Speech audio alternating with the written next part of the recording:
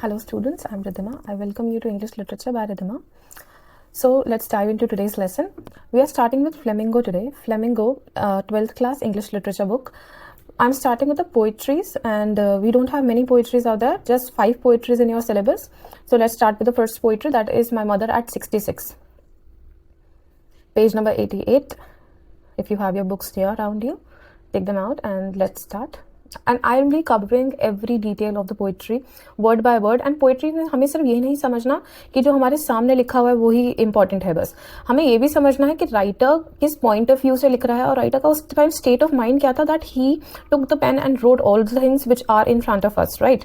So basically the background of the writer, the mindset of the writer and where this thought process is coming from is more important. We are going to analyse the mental understanding of the writer rather than just going through the words of the poetry. The emotion, the theme is majorly important. आपके paper में आपको RTCs दी जाएंगी, paper में आपको 4-5 लाइनें दे दी जाएंगी, उनके ऊपर आपको बताना होगा कि लाइन्स का मतलब क्या है, इन लाइन का मीनिंग क्या है, थीम क्या है, इमोशन क्या है. तो उसके लिए you have to understand what was the mindset of the poet. Okay, so let's start. My Mother at 66 by Kamla Das. Kamla Das is one of the most renowned writers in English by Indian poets, right? She had written this beautiful poetries about how she felt. She was very, I would say, outspoken. She didn't had that fear of people. She didn't had that fear what society will say to her. She has written with a lot of courage. उस time पे लिखना जब women को इतनी ज्यादा freedom नहीं थी, और उस टाइम पे ऐसा लिखना मतलब कि जो भी उसके मन में आता है, जैसा भी वो फील कर रही है, without hesitation, without any fear, she has written everything out there. And she says कि I write in English because I feel more comfortable in this. Many people have asked, बहुत लोगों ने उससे कहा कि आप इंग्लिश में क्यों लिखती हो. वो कहती हैं क्योंकि इंग्लिश में मुझे कंफर्टेबल लगता है, मुझे अपनी भाषा लगती है ये, इसीलिए मैं लिखती हूँ. और लोगों की नहीं सुनती थी. उस टाइम पे भी उन्होंने इतनी करेज के साथ अपनी सारी वल्नरेबिलिटीज पेपर पे हमारे को दिखाई. वल्नरेबिलिटी समझते हैं, अ पर्सन, कमजोरियां सारी जिसमें भी इंसान को लगता है यार नहीं मुझे छुपानी चाहिए, but she had the courage to show that. इनकी writings they are beautiful. So Kamala Das 1934 and 2009. She was born in 1934 till 2009, also known as Madhavi Kutti, was a famous Indian poet and short story writer who wrote in English and Malayalam. She wrote in English and Malayalam, okay? She was born in Malabar, Kerala. She is recognized as one of India's foremost poets. Foremost मतलब कि बहुत ही आगे, मतलब she is the one जिनको सबसे पहले जाना जाता है, सुना जाता है. Her work are also known for उनकी वर्क जो है ओरिजिनलिटी है. वो अपनी बायोग्राफी लिखती हैं, अपने जो भी वर्सिटैलिटी है उनके काम में. वर्सिटैलिटी मतलब बहुत तरीके का काम है उनका, ऐसा नहीं है कि वो एक ही टॉपिक पे लिख रही है. She is writing about every part of her life, every pattern of her life, right. Indigenous flavors of the soil.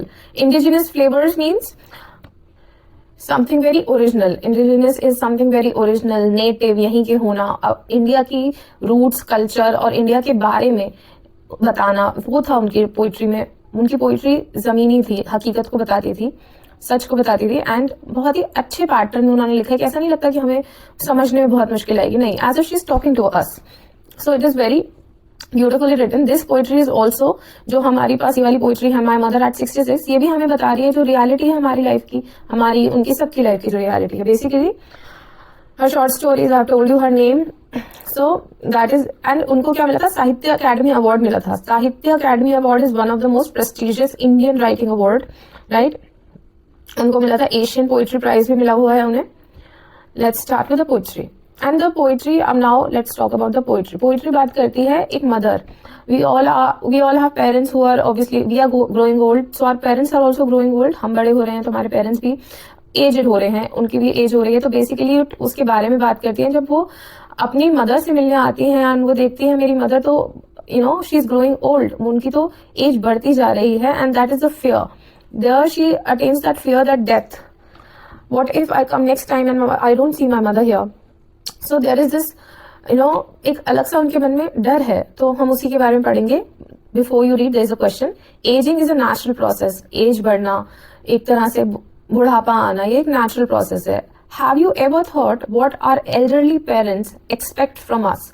क्या हमने कभी सोचा है कि हमारे पेरेंट्स की एज हो रही है, क्या वो हमसे क्या चाहते हैं? बेसिकली उन्होंने अपनी पूरी लाइफ हमारे लिए डेडिकेट कर दी, एंड उनकी क्या एक्सपेक्टेशंस है, that is the question she is asking here. Now let's read the poetry. Wait, so she is actually, ये एक एयरपोर्ट का सीन है, वो ड्रॉप करके उनकी मदर से अब थोड़ा सा दूर जा रहे हैं। तो अब क्या होता है, देखो पिक्चर बनी हुई है, पिक्चर में एक ओल्ड लेडी है और क्या है यहाँ पे, एक लड़की है, ऊपर से एक प्लेन जा रहा है, right. So this picture is this depicting where she is thinking it from, और कहाँ से उनका ये थॉट प्रोसेस आ रहा है। गुड बाय, बेसिकली एक गुड बाय है, और उस गुड बाय के आगे क्या थॉट प्रोसेस है। Driving from my parents home to Kochi last Friday morning, I saw my mother besides मी।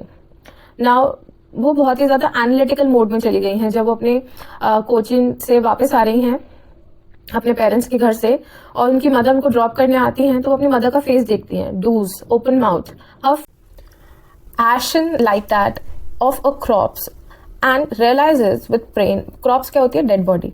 जैसे एक डेड बॉडी के ऊपर जो उनके फेस का कलर होता है वो चला जाता है, वैसी बात है, और उसके ऊपर, और डेथ के बाद बॉडी को क्रिमिनेशन के बाद क्या बचता है, एशेस बचती हैं। That colour she is thinking, she is saying कि जो फेस है उसका खुद का जो ब्लड का कलर होता है, फ्रेशनेस, यंगनेस होती है, वो चली गई है। अब वहां पे एक एशन सा लुक आ गया, as if paleness which is moving towards death, जो डेथ की तरफ जाता हुआ चेहरा होता है वैसा हो गया है। और फिर वो रियलाइज करती है ये pain, that she was as old as she looked, but soon put that thought away, and उनके मन में एकदम से डेथ का थॉट आता है, और वो कहता है कि ये तो बहुत ओल्ड लग रही हैं।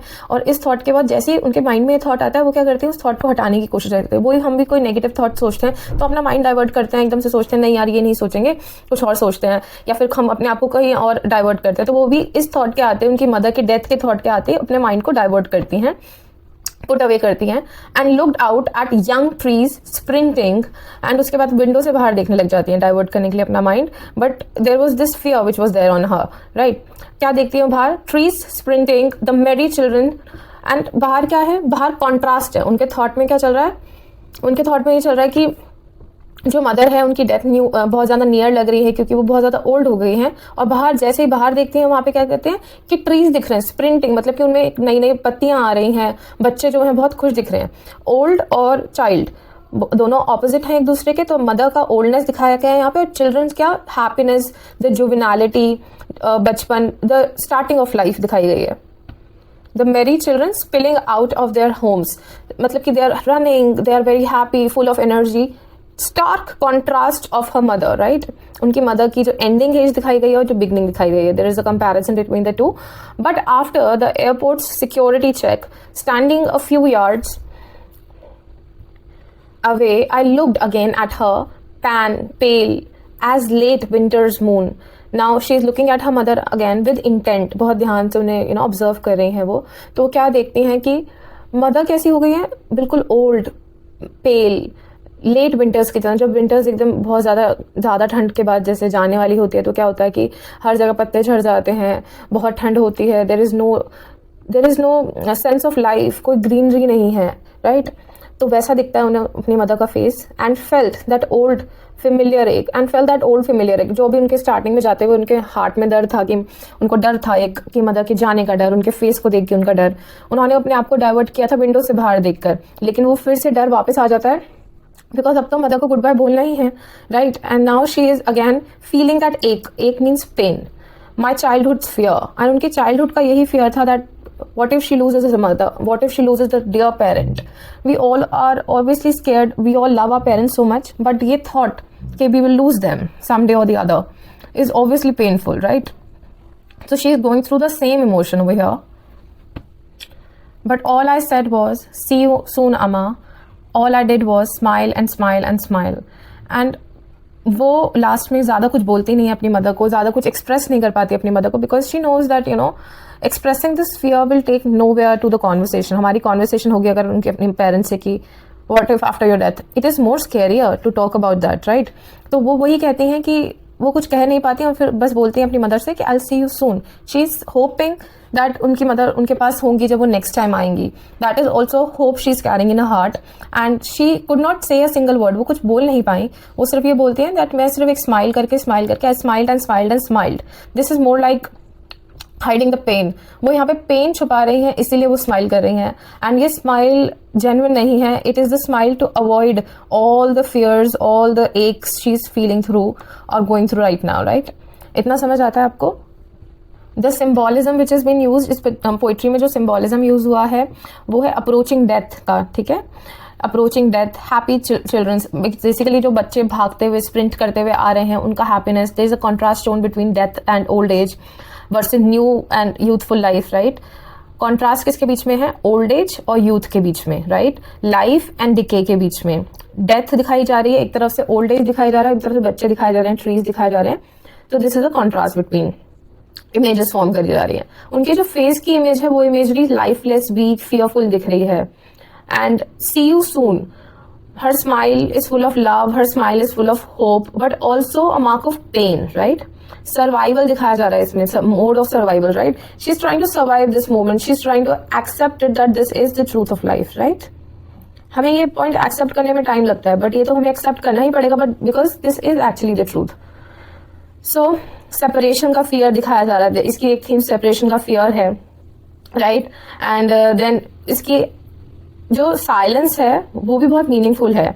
और पोइट्री के अंदर डिवाइसेस, पोइटिक डिवाइसेस हैं इसमें, simile, personification and imagery. Personification, young trees sprinting, young trees sprinting is actually the youthful personification। यहाँ पे ट्रीज को एक यंग ट्रीज को कंपेयर किया गया किसके साथ, यूथ के साथ। जब ट्रीज को यंग बता दिया गया तो यंग कैसे होते हैं, ह्यूमन से यंग होते हैं ना, तो ट्रीज को यहाँ पे ह्यूमन बना दिया गया, पर्सन बना दिया, तो यहाँ पे पर्सोनिफिकेशन आ गया, ठीक है। इमेजरी, विजुअल इमेजरी क्या है, मून जैसा उनका फेस हो गया, विंटर्स मून लास्ट पैराग्राफ में, राइट।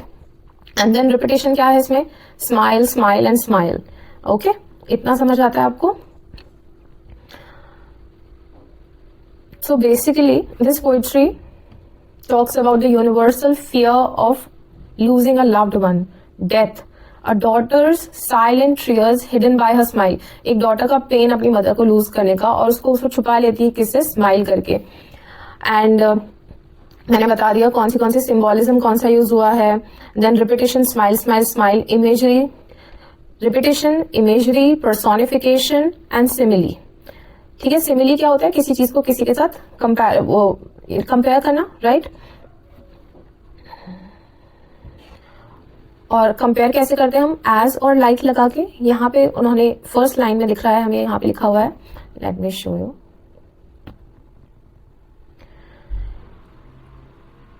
देखो ऊपर से second line, this one, ation like that of a crops. उनका जो फेस है वो क्रॉप्स की तरह, एक डेड बॉडी की तरह एशन हो गया है। इतना समझ आता है हमें ये समझ आता है कि जो पेन दिखाया गया है राइटर का अपनी मदर को लूज करने के थॉट से ही, and you know the comparison between the young and the old, everything is very much clear, because उन्होंने जो तरह से इस पोइट्री को लिखा है, it is more like a conversation between the writer and the reader, right. So I'll be providing you with the notes, NCERT extra questions, your themes on my Telegram channel in a PDF. So मैं Telegram channel का जो link है वो attach कर दूंगी, and please go and join and download it. And if you have any questions, if you have any doubts, write in the comment section. All the best. Thank you.